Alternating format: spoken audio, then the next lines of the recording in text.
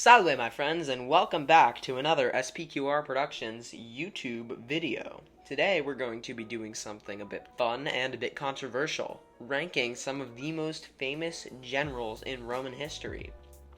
So I suppose we should just jump right into it.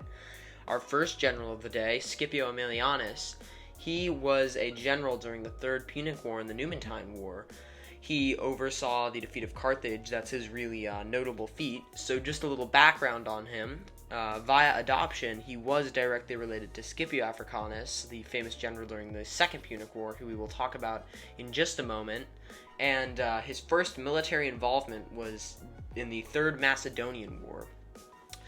He served in the Numantine War as a legate, where he received the Mural Crown, which was a reward given to the first soldier to climb over a sieged city's walls. This gained him great popularity and prestige, which would ultimately allow for his generalship during the Third Punic War, gave him enough popularity to run for the office of consul, which he eventually won. And he was able, through drawing random lots, to take control of the African front. And it was there that he was able to defeat Carthage and got a triumph for his accomplishments. So, all around, a really fantastic general, demonstrated great leadership abilities both on and off the battlefield. Obviously, his siege of Carthage, which ultimately led to the sacking of Carthage, was a huge day for Rome, hugely influential general, and ultimately what he did would change the course of Roman history. So, it is for these reasons that I'm giving Aemilianus A tier. So we'll chuck him right up there. Next, we have Flavius Aetius. He was a general during the very late Western Empire, and he was quite influential for decades, I believe 2 decades in particular, and notable for his military accomplishments. He was the main person who stopped Attila the Hun at the Catalonian Plains, and he has often been referred to, I believe by Edward Gibbons, but I could be wrong, as the last of the Romans. He won a ton of victories in Gaul, both against other Roman generals and various Germanic peoples. And just to go a little bit more in depth with his Hunnic campaign, the Huns began invading Italy after tribute disputes. I believe they weren't getting the amount of gold that was necessary, and Aetius was able to pursue them at the edge of Italy and push them all the way back into northern Gaul. And I'm not really sure whether or not he pushed them back all the way to Germania, but I know Gaul for sure. Sadly, his career was ended short he was assassinated by Valentinian and Heraclius, but we will talk about Valentinian later in the episode and go a little bit more in depth on why this actually happened. He was definitely a fantastic general, really one of the last stand-up guys in the empire, and it is for these reasons that we will put him in A tier, I think actually above Aemilianus. Next up, Scipio Africanus. Not really a debate for me, definitely S tier. He demonstrated clear military genius in both his takeover of Hispania, where Hasdrubal was running the show at the time, and in his victories against Hannibal. He was young and ambitious and represented the new type of Roman that would inspire the likes of Julius Caesar and Sulla down the road. And I'm not going to say much more about him just because he is such a clear S tier, and he is often referred to as the best Roman general in history. If you want an example of his ability to lead on the battlefield, look up the Battle of Zama. It was really his big ticket battle. Okay, next, Agricola. He was responsible for a lot of the Roman conquest of Britain, which is really, Britain, I believe, his military career began. His father was serving there for some time as well. He served in a variety of positions before he was a general. He was appointed quaestor in Asia, in an Asian province in 64 AD, he was a plebeian tribune in 66 AD, and was a praetor in 68 AD. He supported Vespasian during the Year of the Four Emperors, and was given a military command in Britain when Vespasian became emperor. And it was there that he completed his conquest of Wales and northern England, and he led his army to northern Scotland and constructed some forts there. And it really was in his conquest of Scotland, which ultimately the Romans weren't able to fully take Scotland. In fact, the YouTuber Told in Stone has a great video about why they weren't able to take Scotland that he posted recently. I recommend checking it out. But during his time there, when he was campaigning, he ended up being very successful, and ultimately it wasn't through classic warfare strategies that led him to this. He had to be very resourceful because the Scots fighting style was very different from anything the Romans had seen before, so a lot more guerrilla warfare-ish, and it really involved a general who was able to adapt to his environment, which Agricola did very well. So for these reasons, I think Agricola is also going to probably be in the A tier. 3 A tier in a row, and I'm actually going to put him all the way up here, right between Flavius Aetius and Aemilianus. Alright, Marcus Agrippa. He was a Roman general who was very close with Augustus. He was very important in Augustus's rise to power. He was his right-hand man during the civil wars. He probably first served in the military under Caesar during his campaigns against Pompey, and then is notable for his service under Antony and Octavian during the Battle of Philippi. He demonstrated great military adaptation and tactics during his battles against against Octavian's fellow triumvirs and also other usurpers. The only real notable defeat that I could think of was against Sextus Pompey in a naval battle, but I kind of think he redeems himself at Actium, where he really showed his full capabilities. Especially Roman generals at this time were not accustomed to sea battles, and it is really at sea battles where Agrippa, in my opinion, demonstrated some of his most likable and really useful general traits. So all around a fantastic general who was really essential to the founding of the Principate and was able to stabilize the entire Roman political front. And for these reasons, I'm going to put him in S tier, actually, right below Scipio Africanus. Alright, next, Mark Antony. He was a pretty decent commander who, in my opinion, was probably worthy of B tier. He wasn't my favorite person. He's cocky and selfish, but he did demonstrate some prowess as a general. He first fought under Caesar in Gaul, and in fact, Caesar and him started really having a relationship after his bravery that was demonstrated at the Siege of Alesia, which we'll talk about when we get to Caesar. And it was here that he was taken under Caesar's wing. He was in the Second Triumvirate. He was the lead general in the Battle of Philippi, which went very well. Demonstrated his usage of sneak tactics during that battle, where he crawled through some of the marsh to flank Brutus's troops, or Cassius's troops, if I'm correct. Took on a lot of political enemies in civil war, and he eventually fought against Augustus, where he lost at the Battle of Actium. Where he really loses points, however, is in his Parthian campaigns, which were a pretty big disaster. He was really cocky and wasn't prepared to take on the forces that the Parthians had. So a pretty good commander, but definitely not the best at all time, so we're going to put him in the B tier. Alright, next up, Aurelian.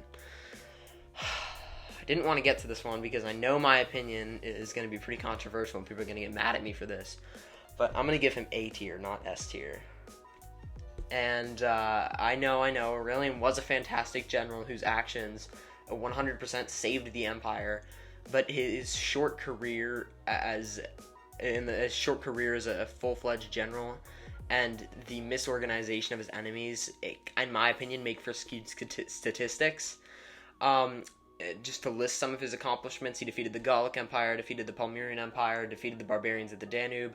He was assassinated in 275 by his secretary, and definitely a great general who I respect greatly, but I think the hype around Aurelian is definitely high, and who knows if his career had gone on for 10 more years if he wasn't assassinated. I think he definitely could have been in the S tier, possibly on the very top above even who we're going to get to in just a moment.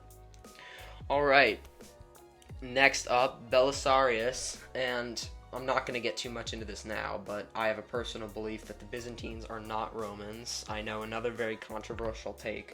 We'll get into that in later videos, but just for now, know that I'm not going to be ranking Byzantine generals in this video, so I'm just going to keep him right here. Initially, I was going to put them in C tier, but it seems unfair to even rank them at all, just because I know so little about the period. And Capio, we're not going to talk much about him just because he was such a crappy general. All you should really know is that he literally disobeyed his commander, and it resulted in the deaths of tens of thousands of Romans. Some believe that it was actually the worst defeat that Rome had faced, even worse than Cannae. I don't know if it was necessarily that bad. A lot of auxiliary troops died, not so many Romans, but, still a pretty notable defeat. He was a self-centered, arrogant loser, in my opinion, who was one of the worst generals, not just in Rome, but in history. And for more info on him, you can research the Battle of Arezzo, which we're not going to get into today, but just know that he's definitely F tier. All right, next. The man himself, Gaius Julius Caesar. Absolutely no question. Top of the list, S tier. My absolute favorite Roman, favorite general. Literally the best Roman general, and his ability not just to command, but also to rally his troops is extraordinary. And a lot of people say that Caesar's conquest of Gaul was due to Labienus purely, but if you look at Munda, where it really was just the two generals facing off against each other, and obviously no hate to Labienus, he was a fantastic general. At the end of the day, what won Caesar Munda was his ability to rally the troops, and he really inspired them in such a great extent. So that's really the thing that makes me believe he's such a great general, the ability to have that type of loyalty to your troops where they literally can revolt and you just have to talk to them for 2 minutes and they're back on your page. I mean, that happened multiple times throughout the Civil Wars. It really is a fantastic feat. Just look at the conquest of Gaul, the civil wars against Pompey, his conquests in Egypt and all these other places. You get the picture. The Battle of Alesia, which I mentioned while talking about Antony, really was his masterpiece. And there's a great video by the history YouTuber Historia Civilis about the battle, so I highly recommend you check it out. Alright, next up we have Camillus. He was the stuff of Roman legend from the early Republic, I believe the earliest general that we're actually going to talk about today. He was very competent and successful general whose wittiness and capability on the battlefield allowed for Rome to see another day. He was elected dictator an absurd number of times. Look at his siege of Veii for some example of his generalship and tactical abilities. He also saved Rome during the Gallic sack of 390, and his command and charisma was able to get them out of that dark period. Pretty much a near-perfect general and an inspiration to all in Rome. He was kind of known as the second founder of Rome. And while it may seem like he's a definite S tier, it's kind of hard to put him there. A lot of the stuff surrounding him was Roman legend, just because he ruled so long ago that a lot of the sources and facts about him are definitely inaccurate. So for this reason, I'm probably going to put him in A tier, but definitely high in A tier, just below Aurelian. And that seems like a pretty reasonable spot for him. Alright, next up, Constantine the Great, a very notable general. He won a series of civil wars that won him absolute power of the empire. He reorganized the Roman army to be better suited towards barbarian invasions and internal threats, pursued campaigns against barbarians, the Franks, the Goths, etc. And he saw great success in these, and it gave him the legacy of being not just a good leader, but a good general. His legacy as a good general is definitely evident, but I don't necessarily think he merits A tier. I think he's definitely a high B tier. So I'm going to put him definitely above Antony. Alright, next up, Crassus. Surprisingly, Crassus is going to be in the D tier, not E or F. I'll explain in just a moment. It definitely seems high due to his utter defeat at S.P.Q.R. But let me explain. Crassus wasn't a total fool as a general. Look how he handled the situation of Spartacus. He was very organized in his campaign against him, and he had a great ability to fluidly operate the army, both supply-wise and movement-wise. A lot of the time, people credit Pompey more so for the shutdown of the Spartacus rebellion, but Crassus was really the guy who ran ran the show. Where he really screwed up, though, was the Battle of Carrhae, which was one of the biggest Roman defeats ever. You can read more about that online, but all you need to know now is that it was atrocious, and it resulted in the death of him and also his son. Pretty much ruined his legacy. So, Crassus, again, probably going to just, stick him in D tier. Alright, that brings us to the end of the first row of Roman generals. I think I'm going to break this video up into a few parts just so it's not super crazy long. Next week, we'll be looking at the second row. So, you have that to look forward to. Coming out next week will be part 2 and then part 3 the week after. So, until I see you then, I hope you enjoyed the first part of this video. It was very fun to make, and I hope to do more tier lists in the future. Let me know your thoughts so far in the comments, and I will see you again very, very soon.